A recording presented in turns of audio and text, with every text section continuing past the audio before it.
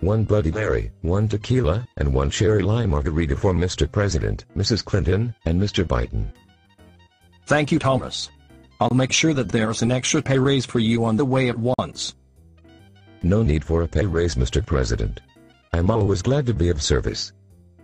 And then, Bill was like, "Get a life, bitch," and I was like, no you didn't.